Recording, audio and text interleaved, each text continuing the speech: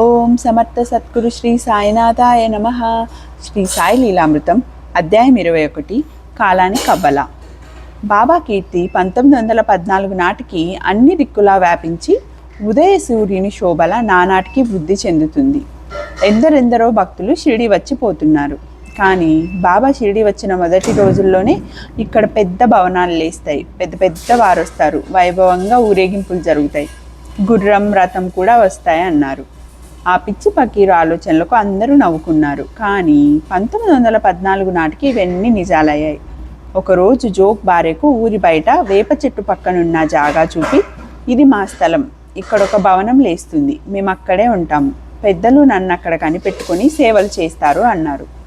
ఆమెకు ఆ మాటలు అర్థం కాలేదు. బాబా అప్పుడప్పుడు ఉబ్బసంతో బాధపడుతుండేవారు. అది వచ్చినప్పుడు ఆయన ఆహారం కూడా తీసుకోలేకపోయేవారు. సంకల్ప మాత్రాన భక్తుల వ్యాధులు తగ్గించగల ఆయన అలా బాధపడడం చిత్రమే. అనుభవించి తీరవలసిన కర్మ ఫలాన్ని భక్తులు అనుభవించలేనప్పుడు వారి జబ్బులు ఆయన స్వీకరించేవారు. భక్తులపై తమకు గల ప్రేమను వారికి అలా తెలిపి వారి భక్తి శ్రద్ధలను బలపరిచి ఆయన ఉద్ధరిస్తారు. అయినా ఆయన ఆ బాధలు అనుభవిస్తున్నప్పుడు చూసిన భక్తుల ఆందోళన, నిస్సహాయతలు వాళ్ళలోని మానవత్వాన్ని పెంచుతాయి. అంటే వారి యొక్క అస్వస్థత కూడా భక్తులకు శిక్షణే. 1915 సంవత్సరంలో ఆయన అలా బాధపడుతుంటే చూడలేక పురందరే ఏడ్చేశాడు. సాయి, ఎందుకు ఏడుస్తావు? 3-4 రోజుల్లో తగ్గిపోతుంది. 2 రోజుల కిందటే నిన్ను రమ్మని రాయమని కాకాతో చెప్పాను అన్నారు. నిజానికి అతను రాసే లోపలే నీవు రాయవద్దు, అతడే వస్తున్నాడు అన్నారు బాబా. సరిగ్గా అప్పుడే అక్కడ పురందరే హృదయంలో షిరిడి వెళ్ళాలన్న ప్రేరణ కలిగింది. తర్వాత ఆయన చెప్పినట్లే ఆ బాధ తగ్గిపోయింది. బాబా తమకు జబ్బు చేసినప్పుడు సామాన్యంగా మందు భిక్ష తీసుకునేవారు కాదు. అయినా ఆ భిక్షపై జీవించే జీవుల కోసం ఆయన విధిగా భిక్షకు వెళ్ళేవారు. నడవలేనప్పుడు తమను పట్టుకొని భిక్షకు, లెండికి తీసుకెళ్ళమనేవారు. అయినా వారిలో దైన్యము, అసహాయత కనిపించేవి కాదు. ఒకసారి ఒక భక్తుడు ఒక చక్రాల కుర్చీ సమర్పించాడు. కానీ ఆయన దానిని ఎప్పుడూ వాడలేదు. అరుదుగా ఆయనే చికిత్స చేసుకునేవారు. ఒకసారి కండ్ల కలక వస్తే మిరియాలు నీటిలో నూరి ఆ ముద్దను కళ్ళలో పెట్టుకున్నారు. త్వరలో ఆ బాధ తగ్గిపోయింది. ఒక్కొక్కప్పుడు మలబద్ధకానికి సోనాముఖి కషాయం కాచి భక్తులకిచ్చి సాయి కూడా సేవించేవారు. 1916 సంవత్సరంలో ఒక వింత జరిగింది. విజయదశమికి వచ్చిన భక్తులతో షిరిడి వీధులు కిటకిటలాడుతున్నాయి. నాటి సాయంత్రం అందరూ పూజా ద్రవ్యాలు తీసుకొని మేళతాళాలతో ఊరి పొరిమేరకు వెళ్ళి సీమోల్లంఘనం పూజ చేసి వస్తున్నారు. పూర్వం రాజులు ఆ రోజున దిగ్విజయానికి బయలుదేరి పొలిమేరలు దాటేవారని చెప్తారు. అందరూ శమీపత్రము, ఆలింగన, నమస్కారాలు ఇచ్చి పుచ్చుకొని పాత ద్వేషాలు మరచి నాటి నుండి పరస్పరం ప్రేమభావం వహిస్తారు. అలా సీమోల్లంఘనం చేసిన అందరూ తిరిగి వస్తుండగా బాబా ఉగ్రులై తమ తలకున్న రుమాలు, కప్ని, లంగోట తీసి దునిలో పారేసి అగ్ని కణాల వంటి కళ్ళతో మసీదు ముంగిట నగ్నంగా నించున్నారు. వారిలో ఒక దివ్యమైన వర్చస్సు ప్రస్ఫుటమైంది. మూడులారా, ఇప్పుడు చూసి నేను హిందూనో ముస్లింనో తేల్చుకోండి అని కేకలేశారు. అందరూ భయపడిపోయారు. చివరకు కుష్ఠరోగి బాగోజీ సాహసించి ఆయన నడుముకు లంగోటా చుట్టి, బాబా శుభమా అని సీమోల్లంఘనం జరుగుతుంటే మీరెందుకు ఇలా భక్తులను భయపెడతారు అన్నాడు. కానీ సాయి సర్కా నేలకేసి కొడుతూ, ఈ దినమే నా సీమోల్లంఘనం అని కేకలేశారు. ఆ మాటలు ఎవ్వరికీ అర్థం కాలేదు. నాడు చావడి ఉత్సవం జరగదని భక్తులు తలిచారు. కానీ కొంతసేపటికి బాబా శాంతించి గుడ్డలు ధరించి తమ ఆసనంపై కూర్చున్నారు. రాత్రి 11 గంటలకు జరిగిన చావడి ఉత్సవంలో మామూలుగా పాల్గొన్నారు. తర్వాత కొద్ది కాలానికి స్థానిక భక్తుడు రామచంద్ర పాటిల్కు జబ్బు చేసి ఎన్ని చికిత్సలు చేసినా తగ్గలేదు. అతడు భయంతో సాయిని స్మరిస్తున్నాడు. ఒక రాత్రి అతనికి బాబా సాక్షాత్కరించారు. ఆయన పాదాలపై పడి తన అంతిమ గడియ ఎప్పుడో తెలపమని పాటిల్ కోరాడు. భయం లేదు, మృత్యుదేవత ఉత్తర్వు రద్దయింది, త్వరలో నీ జబ్బు తగ్గుతుంది. కానీ నాకు తాతయ్య గురించి ఆందోళనగా ఉన్నది. అతడు 1918 సంవత్సరం విజయదశమి రోజున మరణించవలసి ఉన్నది. ఈ సంగతి ఎవ్వరికీ చెప్పవద్దు అన్నారు బాబా. రామచంద్ర పాటిల్ కొద్ది రోజుల్లో కోలుకున్నాడు. కానీ తాతయ్య గురించి కలత చెంది ఆ విషయం బాలాశింపికి మాత్రం చెప్పాడు. బాబా తాము సంకల్పించిన కార్యాలు నెరవేర్చమని ఎవ్వరిని అర్థించరు.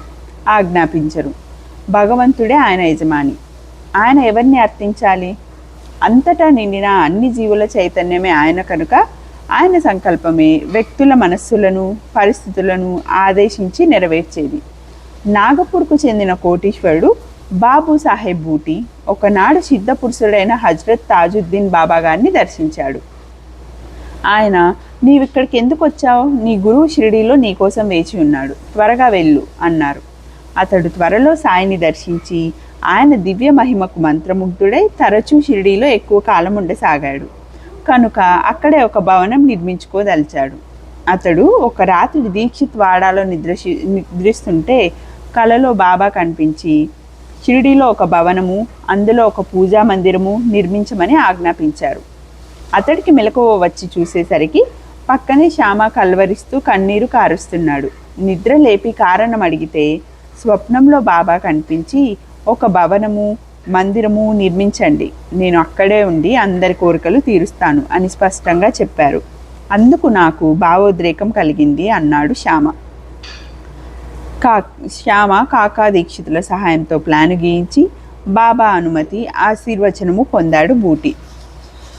వెంటనే పని ప్రారంభమై త్వరగా కింది అంతస్తు పూర్తయింది. సాయి నిత్యము లెండికి వెళ్ళి వచ్చేటప్పుడు తగిన సూచనలు ఇస్తూ ఉండేవాడు. పూజా మందిరంలో మురళీధరుని ప్రతిష్టకు ఒక వేదిక నిర్మించాలన్నాడు బూటీ. బాబా, అది పూర్తి కాగానే అందులో నేనే ఉంటాను, మనమందరం అక్కడే ఆడుకుంటూ ఆలింగనం చేసుకుంటూ ఆనందంగా ఉందామని చిన్నగా నవ్వారు. ఆ క్షణమే పరమ పవిత్రమని టెంకాయ కొట్టి పని ప్రారంభించారు. మురళీధరుని విగ్రహం చేయమని శిల్పుల్ని నియమించారు. భవనం కట్టుబడి సక్రమంగా సాగుతున్నందుకు బూటీ పొంగిపోయాడు. వేగంగా పెరిగిపోతున్న షిరిడీ వైభవం చూసి పారవశ్యంతో రోజులు పరిగెడుతున్నాయి. 1918 సంవత్సరంలో కొద్ది నెలలు గడిచాయి.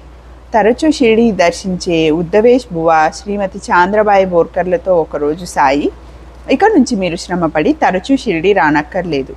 కొన్ని రోజుల తర్వాత బడే బాబా కుమారుడు కాసింకి కోడి పులావు తినిపించి, నీవు ఔరంగాబాద్లో ఫకీరు శంషుద్దీన్ మియాను ఈ 250 రూపాయలతో మౌలు కవ్వాలి నియాజ్ జరిపించమను.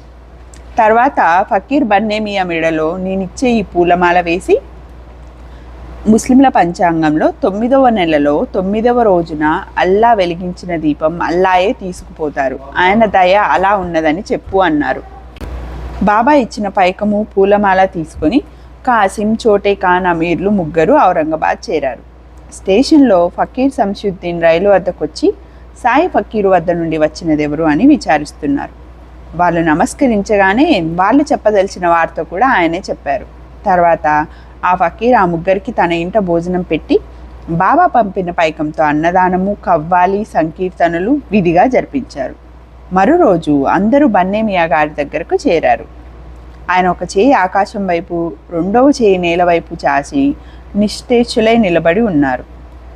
అక్కడ అరేబియా నుండి వచ్చిన కొందరు భక్తులు ఉన్నారు. ఆ స్థితిలో ఆయనను పలకరిస్తే ఆ ఫకీరు ఉగ్రులై మీదకొస్తారని వారు హెచ్చరించారు. కానీ గంటైనా ఆయన మేల్కోలేదు. చివరకు ఆయన మెడలో మాల వేశాక వెంటనే మేల్కొని పైనున్న చేతిని దించారు. సాయి పంపిన సందేశం విని కొద్ది క్షణాలు ఆకాశం వైపు చూసి కన్నీరు కార్చారు. ఆ ముగ్గురికి దాని భావమేమో తెలియలేదు. అక్టోబర్ నెల ప్రవేశించింది. బాబా అంతకు కొద్ది రోజుల ముందు నుండే వాగే అనే భక్తుని చేత రోజు రామ విజయం అనే గ్రంథం నియమంగా చదివించుకొని విన్నారు. ఆ రోజు బాబా భిక్షకు వెళ్ళారు. వారు తమ గురు ప్రసాదమని ప్రాణప్రదంగా చూసుకునే ఇటుక మసీదులో నేలపై ఉన్నది. నిత్యము దానికి మహల్సాపతి, కాశీరాం శింపీలు అభిషేకము, పూజ చేసి దుని దగ్గరున్న స్తంభం పక్కన పెట్టేవారు. ఆనాడు మాధవ్ ఫస్లే మసీదు చిమ్ముతూ దానిపై దుమ్ము పడకుండా చేతిలోకి తీసుకోగానే అది జారి కింద పడి విరిగిపోయింది.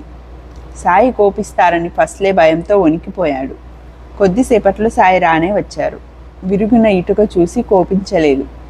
దానిని చెక్కిలికి ఆనించుకొని కన్నీరు కారుస్తూ, విరిగినది ఇటుక కాదు, నా ప్రారబ్ధం. ఇది నా జీవిత సహచరి, ప్రాణానికి ప్రాణం. దాని సహాయంతోనే నేను ఆత్మను ధ్యానించేది. అది విరిగిపోయింది, ఇక నేను ఎక్కువ కాలం జీవించను అన్నారు. అప్పుడు బాబా అనుమతిస్తే ఆ 2 ముక్కలను వెండి తీగతో కానీ లేక బంగారు తీగతో కానీ కలిపి గట్టిగా చుట్టించి ఇస్తా అన్నాడు బూటీ. కానీ బాబా అందుకు అంగీకరించలేదు. అక్టోబర్ 3న పురందరే దీక్షితులు దర్శనానికి రాగానే, నేను ముందు వెళ్తాను, మీరు వెనక వస్తారు, నా సమాధి మాట్లాడుతుంది, నా మట్టి సమాధానం చెప్తుంది, నా నామం పలుకుతుంది అని వెంటనే ఊది ఇచ్చి వారిని పంపివేశారు. ఆ మాటలు ఎవ్వరికీ అర్థం కాలేదు. కొద్ది రోజుల తర్వాత మహల్సాపతితో, నేను ఇక్కడి నుండి ఎక్కడికైనా వెళ్ళిపోతాను అన్నారు. నవరాత్రులు ఆరంభమవుతూనే తాత్యాకు భయంకరమైన జబ్బు చేసింది. అతడు మసీదుకు కూడా వెళ్ళలేకపోయాడు. బాబాకు కూడా తీవ్రంగా జ్వరం వచ్చి రోజు రోజుకి ఆయన ఆరోగ్యం క్షీణిస్తుంది. బూటీ వాడాను పావనం చేయకుండానే బాబా సమాధి అవుతారని భక్తులు భయపడ్డారు. అయినా ఆయన నిత్యము తాత్యాకు ఊది పంపేవారు. ఒకరోజు భోజనానికి అతనిని మసీదుకు రమ్మని పాయసం తినిపించారు. అతడు ఎంతో కష్టపడి మింగాడు. అప్పుడు అతని నొసట విభూతి పెట్టి, తాత్య, మొదట మనిద్దరి కోసం 2 ఊయలలు తెప్పించాను, కానీ మరలా మనసు మార్చుకున్నాను, నేను ఒక్కడేనే వెళ్తున్నాను, నువ్వు ఇంటికి వెళ్ళు అని అతన్ని పంపేశారు. ఇక్కడ ఊయల అంటే సమాధి అని అర్థం. సాయి దృష్టిలో మృత్యు అంటే తాత్కాలికమైన నిద్ర. జీవులు మరలా జన్మించవలసిందే కదా. బాయాజా మామి తన బిడ్డడైన తాత్యాను సాయిని సమానంగా చూసింది కాదు, సాయినే ఎక్కువగా చూచుకున్నది. అందుకని బాబా అతనిని తమ మరొక రూపంగా ప్రేమించారు. ఒకే ఆత్మ 2 దేహాలుగా జీవించిన వారిద్దరూ మరణంలో కూడా విడిపోకూడదని బాబా తలిచారు కాబోలు. కానీ తాత్య కుటుంబాన్ని తలచి తన సంకల్పాన్ని మరలా మార్చుకున్నారు కాబోలు. తాత్య కంటతడి పెట్టి, సాయి, నన్నే ముందు పంపరాదా అన్నారు. ఫకీరుని నేను పోతే శోకించేవారెవరు లేరు, నీవు పోతే నీ వాళ్ళంతా దుఃఖిస్తారు అన్నారు సాయి. నేను పోతే నా బంధువులే దుఃఖిస్తారు, మీరు పోతే ఎందరో దిక్కులేని వారవుతారు, మీరు ఉంటే మీ దర్శనంతో ఎందరో తరిస్తారు, నా జీవితం నాకు సాటి వారికి కూడా బంధమే అని వెక్కి వెక్కి ఏడుస్తున్నాడు తాత్య. నోరు ముయి, పో ఇంటికి తిరుగు అని బాబా గద్దించి అతన్ని పంపేశారు. కాలఫలకం మీద ఆయన తిరుగులేని శాసనం రాసేసి చెమ్మగిల్లిన కళ్ళతో ఇంటికి వెళుతున్న తాత్యాను చూస్తూ ఉండిపోయారు. ఇదంతా పక్కనే పనిచేస్తున్న దామోదర్ విని కట్టలు తెంచుకొస్తున్న దుఃఖం అణుచుకుంటూ పక్కకు పోయి కన్నీరు కారుస్తున్నాడు. తాను విన్నది మరొకరితో చెప్పలేడు, దాచుకోలేడు. సాయిని కన్నెత్తి చూడలేకున్నాడు. వెంటనే సాయి, దామ్య, ఎందుకురా ఏడుస్తావు, బుద్ధి లేదు, నాకు మరణం ఎక్కడిది, ఊరుకో, ఎవ్వరికి చెప్పకు, జాగ్రత్త అని గద్దించారు. ఆయన వాగే అనే భక్తుని చేత రామ విజయం వారం రోజుల్లో ఒకసారి, 2వ వారంలో 2 సార్లు చదివించుకొని విన్నారు. అప్పుడు అతనికి ఒక కొబ్బరికాయ దక్షిణ ఇచ్చారు. అప్పటి నుండి ఆయన ఎక్కువసేపు మౌనంగా ఉండసాగారు. ఆయన సాయంకాలపు సూర్యునిలా క్షీణిస్తున్నారు. మరీ నీరసించి లెండికి భిక్షకు వెళ్ళడం మానేశారు. బూటి, కాకా దీక్షిత్ ఎప్పుడు ఆయన దగ్గరే ఉంటున్నారు. విజయదశమి ఇంకా వారం ఉన్నదనగా కొందరు ఫకీర్లు ఒక బండి మీద ఒక పులిని గొలుసులతో కట్టి మసీదు వద్దకు తెచ్చారు. జబ్బుగా ఉన్న పులిని ఒక సర్కస్ కంపెనీ వద్ద చౌకగా కొని గ్రామాలలో ప్రదర్శించి ఆ ఫకీర్లు డబ్బు సంపాదించుకుంటున్నారు. దాని జబ్బు తగ్గితే ఎక్కువ వేళ్లకు దాన్ని సర్కస్ వారే కొనవచ్చని వారి ఆశ.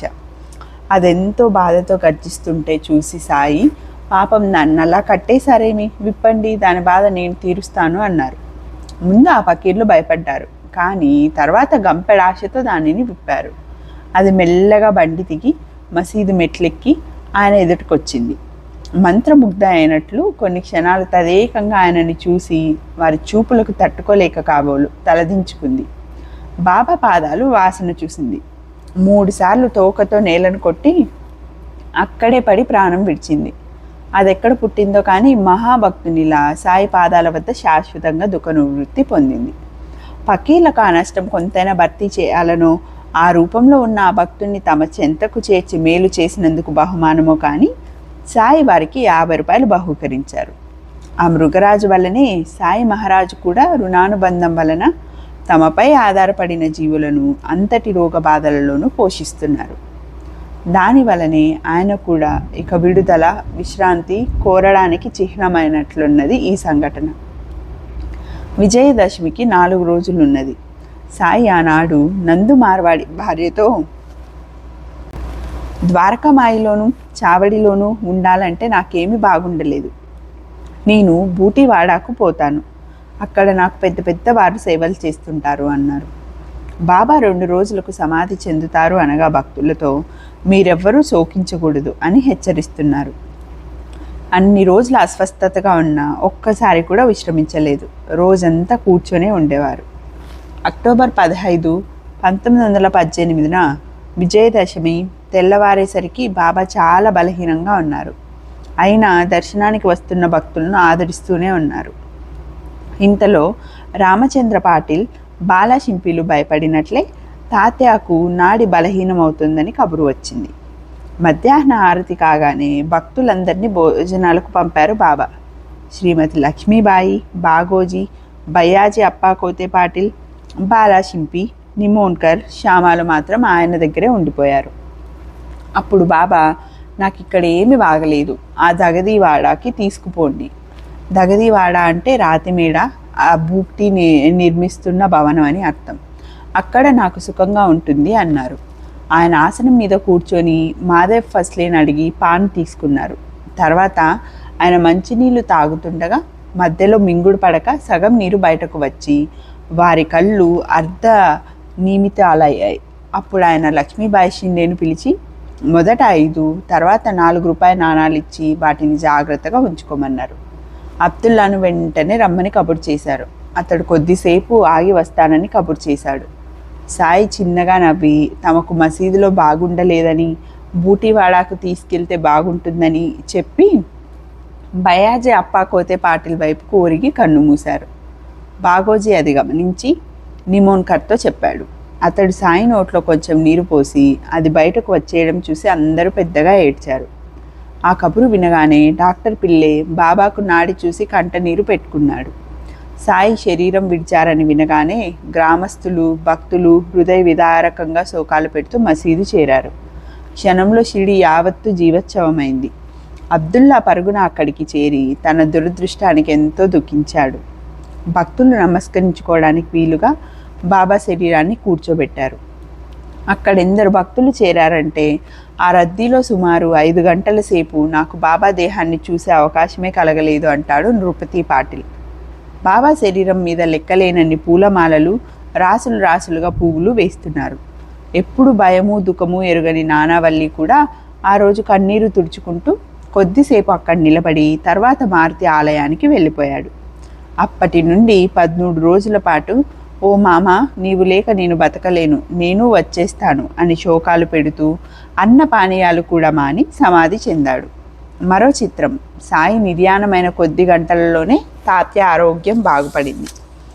సాయి కోరికను అనుసరించి వారి దేహాన్ని బూటివాడలో సమాధి చేయడానికి భక్తులు సిద్ధం చేస్తున్నారు. ఇంతలో కుశాల్ చంద్ ఆధిపత్యాన కొందరు ముస్లింలు తమ మతానుసారం ఆ దేహాన్ని ఆరుబయట సమాధి చేయాలని పట్టుబట్టడంతో భక్తులతో వివాదం చెలరేగి ఎంతకు తెగలేదు. చివరికి ఎక్కువ మంది భక్తులు ఎలా కోరితే అలా చేయాలని పెద్దలు 2 పక్షాల వారి సంతకాలు, వేలిముద్రలు సేకరిస్తే సాయి సంకల్పమే నెగ్గింది. బూటివాడలో మురళీధర్ని విగ్రహ ప్రతిష్టకని ఏర్పరిచిన వేదిక కింద సాయి దేహాన్ని 17వ తేదీన సమాధి చేసి దానిపై వారి పటముంచారు. అంత్యక్రియల్లో బాలవాటే ప్రధాన పాత్ర వహించాడు. సాయికి గురుప్రసాదంగా లభించిన ఇటుక విరిగింది కదా, దాని ముక్కలు 2 కలిపి వెండి తీగతో కట్టి సమాధిలో బాబా తల కింద ఉంచారు. అలానే బాబా దగ్గర ఎప్పుడు ఒక చిన్న మూట ఉండేది. ఆయన దాన్ని ఎప్పుడు ఎవరిని ముట్టుకొనిచ్చేవారు కాదు.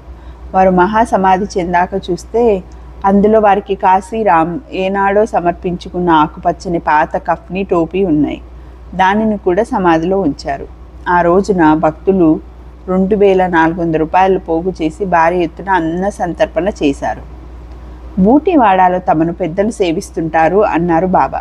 పెద్దలంటే శ్రీమంతులని తలచేట్లయితే బూటి కంటే పెద్దలు ఎవరుంటారు? మురళీధరునికని నిర్మించిన మందిరంలో బాబా దేహాన్ని సమాధి చేయడం కంటే ఘనమైన సత్కారం ఏమున్నది? ఈనాటికి కోటీశ్వర్లు ఎందరో షిరిడీలో వైభవంగా ఉత్సవాలు చేస్తున్నారు. కానీ ధనానికి సాయి దృష్టిలో ధాన్యపు గింజకున్నంత విలువ కూడా లేదు. కనుక పెద్దలంటే మహాత్ములని వారి భావం. రానున్న సాయి నిర్యాణాన్ని శంషుద్దీన్ బన్నేమియా వంటి యోగులు ముందుగానే ఇస్లాం పద్ధతిలో గౌరవించారు. అలానే కాండేష్లో శ్రీ గురు గోవిందులనే మహాత్ములు ఉండేవారు. వీరు సాయికి గురు బంధువని వినికిడి. వీరికి 12, 10, 1918 తీవ్రంగా జ్వరం వచ్చింది. విజయదశమి నాడు భక్తులతో ఆయన నేడు సాయి అనే దివ్యజ్యోతి చంద్రునిలో లీనం కాబోతున్నది అన్నారు. భక్తుడు మదన్ పాటిల్ తనకు తెలిసిన సాయి భక్తులందరికీ వెంటనే ఆ విషయం తెలిపాడు. సాయి సమాధి చెందారని వినగానే శ్రీ గురు గోవిందులు తమ శిష్యులందరినీ స్నానం చేయమన్నారు.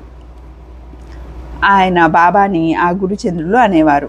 ఎందరికో దైవ స్వరూపులుగా పూజించబడిన మెహర్ బాబా, స్వామి ముక్తానంద వంటి ప్రముఖ సాధువులెందరో సాయి సమాధిని దర్శించారు. స్వామి పూర్ణానంద గారితో వారి గురువు రాఖడి బాబా షిరిడీలో ఒక సప్తాహం సాయిని సేవించి ఆయన ప్రేరేపించిన చోట ఆశ్రమవాసివై ఉండు అని ఆదేశించారు. ఇంకెందరో మహాత్ములు షిరిడీ రాకుండా సాయిని సేవిస్తూనే ఉన్నారు. పెద్ద పెద్దవారు తమని సేవిస్తుంటారని శ్రీ సాయి చెప్పినది ఈ విషయమే. శరీరమే తాము అని భ్రమించే పామరులకు జనన మరణాలుంటాయి. మృత్యువుపై విజయం సాధించిన వారే మహాత్ములు. సాయి శశిరులుగా ఉన్నప్పుడే శరీర పరిమితులుగా ఎన్నడూ లేరు. అన్ని రూపాలలో ఉన్న పరమాత్మగా జీవించారు. అలాంటి వారికి మరణం అనేది ఎలా సంభవం? భౌతిక శరీరంతో ఉన్నప్పుడే మృత్యువుపై సాయి విజయం ఇదెంత సత్యమో భక్తులు ఒకసారి చూశారు. ఆగస్టు 13, 1886 సాయి తీవ్రమైన ఉబ్బసంతో బాధపడ్డాడు. రాత్రి 10 గంటలకు మహల్సాపతితో, నేను అల్లా వద్దకు వెళ్తున్నాను, వస్తే 3 రోజుల్లో వస్తాను, అలా రాకుంటే శరీరాన్ని ఆరు బయట పాతిపెట్టి గుర్తుగా 2 జెండాలు పాతు అని చెప్పి అతని బడిలో ఒరిగిపోయారు. శ్వాస నాడి నిలిచిపోయాయి. సాయి మరణించారని తలిచి జనం గుమికూడారు. ఆ ఊరి కరణం పంచాయతీ కూడా జరిపించాడు. శవాన్ని ఇక ఎక్కువ సమయం ఉంచక అంత్యక్రియలు చేయాలని గ్రామస్తులు తొందర చేశారు. కానీ మహల్సాపతి పట్టుబట్టి 3 రోజులు సాయి తన ఒడిలో ఉంచుకొని కూర్చున్నాడు. మరో వంక అంత్యక్రియలు తమ మతానుసారం చేయాలని హిందువులు, ముస్లింలు పట్టుబట్టారు.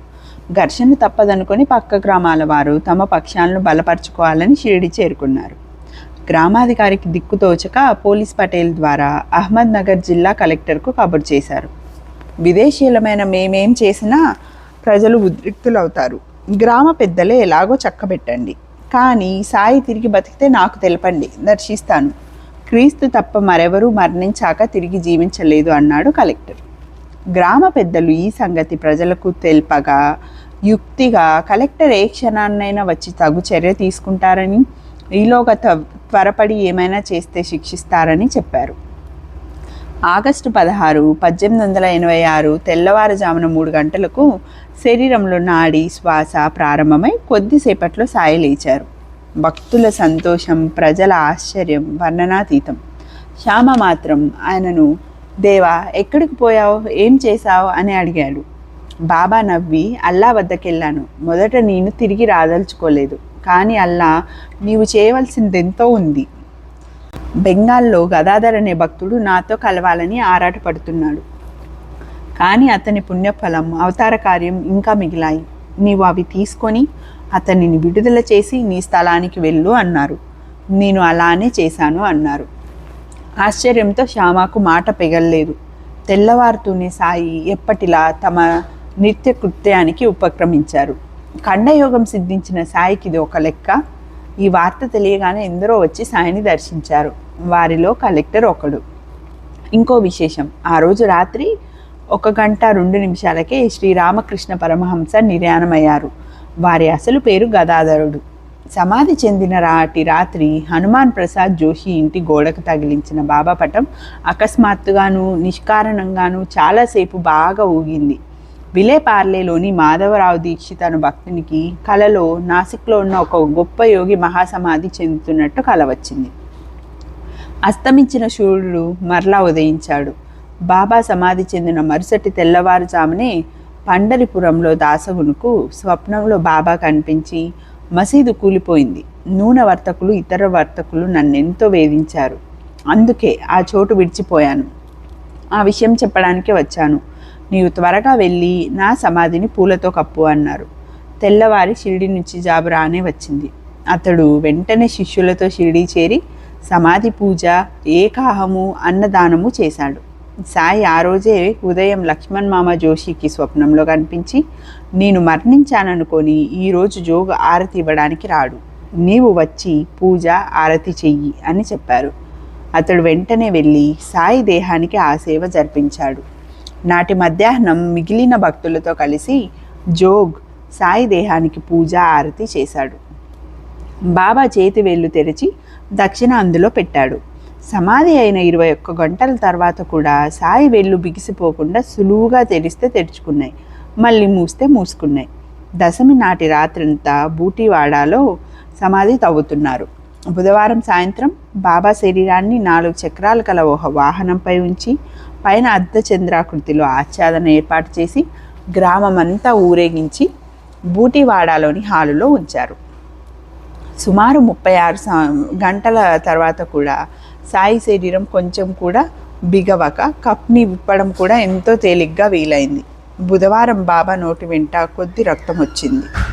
బాబా సమాధి అయిన మరునాటి రాత్రి 12:30కు శ్రీమతి ప్రధాన్కు ఒక కల వచ్చింది. ఆయన సమాధి చెందుతుంటే చూసి బాబా చనిపోతున్నారు అని కేకలు పెడుతుంది. అప్పుడు బాబా మహాత్ములు చనిపోరు, సమాధి అవుతారు. మరుక్షణమే ఆయన శరీరం నిశ్చలమైంది. అందరూ దుఃఖిస్తున్నారు. తెల్లవారేసరికి సాయి మహాసమాధి చెందిన వార్త అందింది. 3వ రోజు తెల్లవారుజామున ఎండబ్ల్యూ ప్రధాన్ బదిన్ గారికి స్వప్నంలో బాబా కనిపించి, మీ సంచిలోనున్న పీతాంబరం పంపి నా సమాధిపై కప్పించండి అన్నారు. వెంటనే మెలకువ వచ్చి చాలా సంవత్సరాలుగా ఉతికిన ఒక పీతాంబరం వారి సంచిలో ఉన్న సంగతి జ్ఞాపకం వచ్చి ఉదయమే దానిని షిరిడి పంపారు. 1923 సంవత్సరం వరకు తరచు దానిని బాబా సమాధి మీద కప్పేవారు.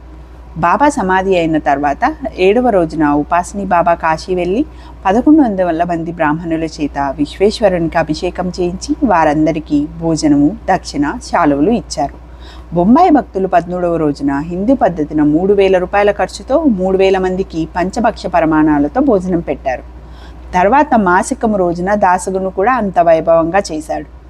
ఆ రోజునే సాయి మరో భక్తునికి స్వప్న దర్శనమిచ్చి ఆ రోజు ప్రత్యేక పూజ, పేదలకు అన్నదానం చేయమని చెప్పగా అతడు ఆ విధంగానే చేశాడు. త్రైమాసికం అప్పుడు 5000 రూపాయల ఖర్చుతో సంతర్పణ, వస్త్రదానములతో పాటు ఆ కార్యం జరిపించిన బ్రాహ్మణులకు పట్టుబట్టలు, వెండి గ్లాసులు దానమిచ్చాడు దాసగును. అప్పట్లో సాయి సంస్థానానికి దాసగును అధ్యక్షుడిగా ఉన్నాడు. ఇంతటితో అధ్యాయం 21 ముగిసింది. ఓం సాయిరామ్.